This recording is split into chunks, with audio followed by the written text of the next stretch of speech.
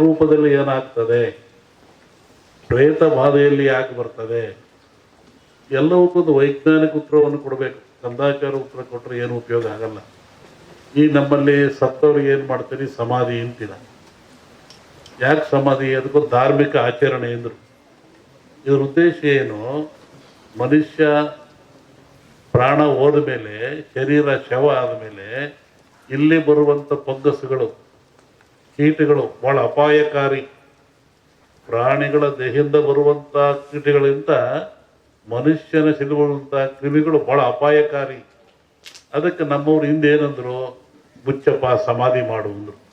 ಎಷ್ಟು ಗುಂಡಿ ತೆಗೀರಿ, ಅದ್ರ ಕೆಳಗೆ ಕೊಂಡಿಸ್ರಿ, ಆಮೇಲೆ ಬಸವಗಟ್ಟಿ ಹಾಕ್ರಿ, ಮುಚ್ಚಿರಿ, ತುಳಿರಿ ಅಂದರು. ಆಮೇಲೆ ಸುಟ್ಟು ಹಾಕ್ರಿ ಅಂದರು. ಸುಟ್ಟು ಬಿಡ್ರಿ ದೇಹನ ಅಂದರು. ಇದು ಧಾರ್ಮಿಕ ಪರಂಪರೆ ಆದರೂ ಒಂದು ಆರೋಗ್ಯದ ಒಂದು ಮೌಲ್ಯವಾಗಿರ್ತಕ್ಕಂಥದ್ದು. ಇವತ್ತು ಮೊನ್ನೆ ಏನು ಮಾಡಿದರು, ಲಕ್ಷಾಂತರ ಜನ ಸಾವು ತಂದರು. ಸಾವು ತಂದು ಗುಂಡಿ ತೆಗೆದ್ರು, ಹೆಸರು ತಗೊಂಡೋಗಿ ಎಲ್ಲ ಎಣ್ಣೆಗಳನ್ನು ಸಾಮೂಹಿಕವಾಗಿ ಗುಂಡಿ ತಿಕ್ಕಿ ಹಾಕಿದ್ರು, ಬೆಂಕಿಗೆ ಹಾಕಿರು. ಆದರೆ ಅವ್ಯಾವೂ ತನ್ನ ಶರೀರದ ಬ್ಯಾಕ್ಟೀರಿಯಾ ಕಳ್ಕೊಳ್ಳಿಲ್ಲ. ಅವೆಲ್ಲ ಏನಾಗ್ತವೆ, ಭೂಮಿಯ ಗಾಳಿಯ ಸಂಪರ್ಕದಿಂದ ಮೇಲೆ ಬರ್ತದೆ. ಅದು ಆಕಾಶ ತತ್ವ, ಅಲ್ಲಿ ಕಾಸ್ಮಿಕ್ ರೇಸ್ ಅಂತ. ಭೂಮಿಗೂ ಆಕಾಶಕ್ಕೂ ಒಂದು ಮಧ್ಯೆ ಒಂದು ಲೇಯರ್ ಇರ್ತದೆ, ಕಾಸ್ಮಿಕ್ ಲೇಯರ್. ಅಲ್ಲಿ ಎಲ್ಲ ಸಂಗ್ರಹ ಆಗ್ತದೆ. ಹೆಂಗೆ ನೀರು ಮೇಲೋಗಿ ಮೋಡವಾಗಿ ಗಾಳಿಯಿಂದ ಭೂಮಿಗೆ ಬರ್ತದೆ, ಹಾಗೆ ಒತ್ತಡ ಬಂದಾಗ ಅವು ಕೆಳಗೆ ಬರ್ತದೆ. ಅವು ನಿರ್ವಾತ ಪ್ರದೇಶ ಉತ್ಪತ್ತಿ ಆಗ್ತದೆ. ಅವೇ ಅವಾಗ ಮನುಷ್ಯನ ಮೇಲೆ ಅಟ್ಯಾಕ್ ಆಗ್ತವೆ. ಅವಾಗ ಮನುಷ್ಯ ಸಾಯ್ತಾನೆ. ಇದನ್ನು ನಾವೇ ಹಿಂದೂ ಇದೆ. ಇದು ಹೊಡಿತು ಅಂದರು, ನೆಲಪಟ್ಟು ಹೊಡಿತು ಅಂದರು. ಇದನ್ನೆಲ್ಲ ಎಂತಹ ಕ್ರಿಯೆ ಬರ್ತವೆ. ಅದಕ್ಕೆ ಎಚ್ಚರವಾಗಿರ್ರಿ, ಭಾಳ ಮುಖ್ಯವಾಗಿರಬೇಕು ಅಂತ. ಇನ್ನೂ ಅನೇಕ ಕ್ರಿಯೆ ತಗೊಂಡ್ರೆ ಎದರ ಅವಶ್ಯಕತೆ ಇಲ್ಲ. ಇದು ಪ್ರಾಣ ಕಳೆಯುವಂಥ ಕಾಯಿಲೆ ಅಲ್ಲ. ಮನುಷ್ಯ ಭೀತಿಗೊಳಪಟ್ಟು ಹೆದರಿ ಸಾವಿಗೊಳಪಡ್ತಾ ಇದ್ದಾನೆ. ಅದಕ್ಕೆ ಸಾಯ್ತಕ್ಕಂಥ ಎದುರಿಸಿಲ್ಲ. ಅದಕ್ಕೆ ತಕ್ಕನಾದ ಮೆಡಿಸಿನ್ಗಳು ಅಥವಾ ಸ್ವಚ್ಛತೆ ಕಾಪಾಡ್ಕೊಳ್ಳಿ, ಭಾಳ ಮುಖ್ಯವಾಗಿರ್ತಕ್ಕಂಥ. ಈ ಧಾರ್ಮಿಕ ಆಚರಣೆಗಳು ನೀವು ಒಬ್ಬರನ್ನೊಬ್ಬರು ಕಂಡ್ರೆ ಏನಂತೀರಾ, ಆರೋಗ್ಯವಾಗಿದ್ದೀರಾ ಅಂತ. ನೀವು ಕಾಗದ ಹಂಗಂತ ಬರೀತೀರ, ನಾವು ಆರೋಗ್ಯ, ನಿಮ್ಮ ಆರೋಗ್ಯ. ಏನು ಆರೋಗ್ಯ ಅಂದರೆ ಏನು? ದೇಹದ ಆರೋಗ್ಯವೇ, ಮನಸ್ಸಿನ ಆರೋಗ್ಯವೇ?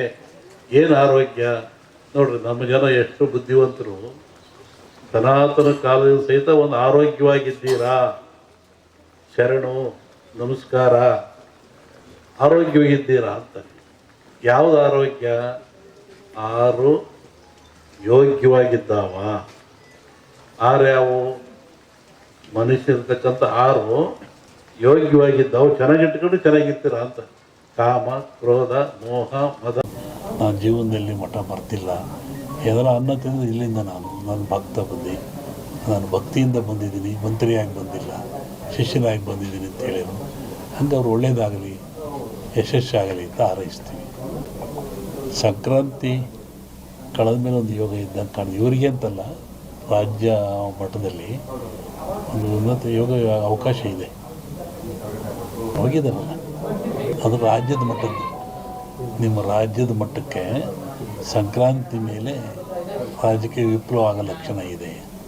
ನಾನು ಮೊದಲೇ ಹೇಳಿದ್ದು, ಯುದ್ಧಗಳಾಗ್ತದೆ, ಜಲಪ್ರಳಯವಾಗ್ತದೆ, ವಾಯುಪ್ರಳಯ ಆಗ್ತದೆ, ಭೂಪ್ರಳಯವಾಗ್ತದೆ, ಎಲ್ಲ ಜನ ಸಾಯ್ತಾರೆ, ಆಕ್ರಮಣ ಹೆಚ್ಚಾಗ್ತವೆ, ಮೇಘ ಸ್ಫೋಟ ಆಗ್ತದೆ ಅಂತ ಹೇಳಿದ್ದೆ ನಾನು. ಇನ್ನೂ ಒಂದು ಮೇಘ ಸ್ಫೋಟ ಆಗೋದ್ರಿದೆ. ಊಹಿಸಲಾರದ ಒಂದು ದುಃಖ ಈ ಭಾರತಕ್ಕೆ ಬರ್ತದೆ. ಪ್ರಕೃತಿದತ್ತವಾಗಿ ಆಗ್ತದೆ ಮೇಘ ಸ್ಫೋಟ. ಅದನ್ನು ಹೇಳಿದ್ದಲ್ಲ, ಮೊದಲು ಹೇಳಿದೆ ನಾನು ಮನೆಯಲ್ಲಿ. ಒಟ್ಟಿಗೆ ಜನಜೀವನ ಅಸ್ಥಿರ. ಯಾವಾಗ ಮನೆಗೆ ಬರ್ತಾನೆ ಹೋಗ್ತಾನೆ ಅಂತ ಹೇಳೋದು ಕಷ್ಟ. ಅಸ್ಥಿರ ಇನ್ನೂ ಜಾಸ್ತಿ ಆಗ್ತದೆ. ಅದು ಅದರಲ್ಲಿ ಅರಸನಾಲಯಕ್ಕೆ ಕಾರ್ಮೋಡ ಕವಿದೀತು. ಅದು ರಾಜ್ಯಕ್ಕೂ ಇದೆ, ಸೆಂಟ್ರಲ್ಗೂ ಇದೆ.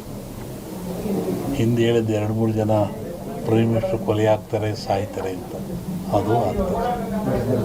ಸಂವತ್ಸರ ಪರದಲ್ಲಿ ಕಷ್ಟ, ಬಡ ಲಕ್ಷಣ. ದ್ವೇಷ, ಅಸೂಯೆ, ಈ ಮಧ್ಯೆ ಒಂದಿಬ್ಬರು ಬಲಿ ಆಗ್ತಾರೆ.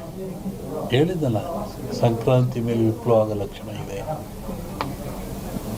ಇಲ್ಲ ಸರ್, ಸಿದ್ದರಾಮಯ್ಯಗೆ ತೊಂದರೆ ಇಲ್ಲ. ಮೂಡ ಬರುತ್ತೆ, ಮೂಡ ಹೋಗುತ್ತೆ ಅಷ್ಟೆ. ಏನು ಆಶೀರ್ವಾದ ಬಂದರೆ ಆಶೀರ್ವಾದ ಆಗ್ತಲ್ಲ. ಜಗತ್ತಿನ ಸುದ್ದಿ ಈಗಲೂ ಇದೆ. ಅವಾಗ ಸಂಕ್ರಾಂತಿ ಒಳಗೆ ಮೇಘ ಸ್ಫೋಟ ಅಂದಲ್ಲ, ರಾಜಕೀಯ ವಿಪ್ಲವ, ಇನ್ನೊಂದು ಸತಿ ಥರ ಆಕ್ಸಿಡೆಂಟು ಆಗ ಲಕ್ಷಣ ಇದೆ. ಅದು ಹೇಳಿದೆ, ಫ್ಲೋಟ್ ಮೇಘ ವಾಯು ಫ್ಲೈಟ್ದೆಲ್ಲ ಹೇಳಿದ್ದಲ್ಲ, ಫ್ಲೈಟ್ ಬಿತ್ತು, ಜನ ಸಾಯ್ತಾರೆ, ಮರಣ ಆಗ್ತದೆ, ಜಲಪ್ರಳಯವಾಗ್ತದೆ, ಸಮುದ್ರದಲ್ಲಿ ಆಗ್ತದೆ ಎಲ್ಲ ಹೇಳಿದ್ದಲ್ಲ, ಆಗ್ತದೆ. ಇನ್ನೊಂದು ಶ್ರಾವಣದಲ್ಲಿ ಹೇಳ್ತೀನಿ, ಜನವರಿ ಒಳಗೆ ಒಂದು ಭಾಳ ದೊಡ್ಡ ಆಘಾತ ಆಗೋ ಲಕ್ಷಣ ಇದೆ ಇಂಡಿಯಾಕ್ಕೆ. ಸೂಳೆಯ ಮಗನುಟ್ಟಿ, ಇದನ್ನು ಇಟ್ಕೊಂಡಿದ್ವಿ, ಪರಿಹಾರ ಮುಂದೆ ಹೇಳ್ತೀನಿ. ಸೂಳೆಯ ಮಗನುಟ್ಟಿ ಆಳುವನು ಮುನಿಪುರವ, ಯುದ್ಧವಿಲ್ಲದ ಮಡಿಯೇ ಪುರವಲ್ಲ ಕೂಳಾದೀತು. ಇದು ಹಾಕ್ರಿ, ಇದು ರಿಸಲ್ಟ್ ಹೇಳ್ತೀನಿ, ಆಮೇಲೆ ಬಿಡಿಸಿ ಹೇಳ್ತೀನಿ ಅದನ್ನು ಏನು. ಇನ್ನೊಂದು, ಅಕಾಲದಲ್ಲಿ ಮಳೆ ಬಂದರೆ ಸಕಾಲದಲ್ಲಿ ಮಳೆಗೆ ತೊಂದರೆ ಆಗ್ತದೆ. ಮುಂದೆ ಬೇಕಾದಾಗ ಮಳೆ ಬರಲ್ಲ. ಈಗ ಬಂದು ಬಿಡಿತಲ್ಲ, ಮುಂದೆ ಒಳ್ಳೆ ಬಿತ್ತನೆ ಕಾಲ, ಬೆಳೆ ಕಾಲ, ಬೇಕಾದಾಗ ಬರಲ್ಲ. ಅಕಾಲದಲ್ಲಿ ಮಳೆ ಬಂದರೆ ಸಕಾಲಿ ತೊಂದರೆ ಆಗ್ತದೆ. ಈ ಸರಿ ಅಂಥದ್ದು ಏನಿಲ್ಲ, ಸಮತೋಲನ ಆಗ್ತದೆ. ಇನ್ನೂ ಜಲಪ್ರಳಯ ಇದೆ, ರಾಜ್ಯದಲ್ಲಿ ಜಲಪ್ರಳಯ ಇದೆ. ಇಡೀ ಭಾರತ, ಇವು ಜಗತ್ತಿಗೆ ಇದು. ಸಾಗರದಲ್ಲಿ ಒಂದು ಅಚ್ಚರಿಯ ಸಂಗತಿ ಕಾಣುತ್ತೆ. ಜಲಸ್ಫೋಟ ಅಂತ ಹೇಳಿದ್ದೆ ನಾವು, ಅಲ್ಲಿ ಒಂದು ಆಗ ಲಕ್ಷಣ ಇದೆ. ಈ ಎರಡು ಸೇರಿ ಆಗುತ್ತೆ, ಮನುಷ್ಯನೇ ಮಾಡೋದಲ್ಲಿ. ಕೆಲವೊಂದು ಹೇಳೋಕ್ಕೆ ಹೆದರಿಕೆ ಆಗುತ್ತೆ. ಪರಿಹಾರ ಏನೆಲ್ಲ, ಭಗವಂತನ ಧ್ಯಾನ ಮಾಡಬೇಕು ಅಷ್ಟೇ. ಯಾವ ಪೂಜೆ ಪುರಸ್ಕಾರದಿಂದ ಏನು ಉಪಯೋಗ ಆಗಲ್ಲ. ನೇರವಾಗಿ ಭಗವಂತನ ಧ್ಯಾನ ಮಾಡೋದೇ ಮುಖ್ಯ. ನೆನೆಸ್ಬೇಕು ಭಗವಂತ. ಸೂಳೆಯ ಮಗನುಟ್ಟಿ ಆಳುವನು ಮುನಿಪುರವ, ಯುದ್ಧವಿಲ್ಲದ ಮಡಿಯೇ ಪುರವಲ್ಲ ಕೂಳಾದೀತು. ವಿಷ್ಣು ವಾಮಾವತಾರದಲ್ಲಿ ವಾಮನ ಭೂಮಿ ಕೇಳಿದ, 3 ಅಡಿ ಭೂಮಿ ಕೇಳಿದ, ಎಲ್ಲ ಉಳಿತು. ಅಮೇರಿಕಾ ದೇಶದಲ್ಲಿ ಅಲ್ಲೇ ತುಳಿದವನ್ನ ವಾಮನ ವಿಷ್ಣು ವಾಮಾವತಾರದಲ್ಲಿ ಬಲಿಯ, ಅದನ್ನು ಮುನಿಪುರ ಅಂತ ಕರೆದರು. ಇಡೀ ಹಿಸ್ಟ್ರಿ ಒಳಗೆ ಅಮೇರಿಕವನ್ನು ಮುನಿಗೆ ದಾನ ಕೊಟ್ಬಿಟ್ಟನಲ್ಲ ಅವನು, ವಾಮನಿಗೆ ದಾನ ಕೊಟ್ಟನಲ್ಲಪ್ಪ, ಅದು ಮುನಿಪುರ ಅಂತ. ಯುದ್ಧವಿಲ್ಲದ ಮಡಿಯ ಪುರವಲ್ಲ ಕೂಳಾದೀತು ಅಂತ. ಮುನಿಪುರ ಅಂದರೆ ಅಮೇರಿಕವನ್ನು ಮುನಿಪುರ ಅಂತ ಕರೀತಾರೆ. ಅದು ಅಮೇರಿಕ ಒಂದು ದೇಶದಾಗಿಲ್ಲ, ಎಲ್ಲರೂ ಸೇರ್ಕೊಂಡಿರೋದಲ್ಲಿ. ಶ್ರಾವಣದ ಮೇಲೆ ಹೇಳ್ತೀನಿ ಅದ್ರ ಬಗ್ಗೆ. ನೋಡು, ಹೇಳಿದ್ದೀನಿ, ಇನ್ನೂ ನೋಡ್ತಿರ್ಬೇಕಾರೆ.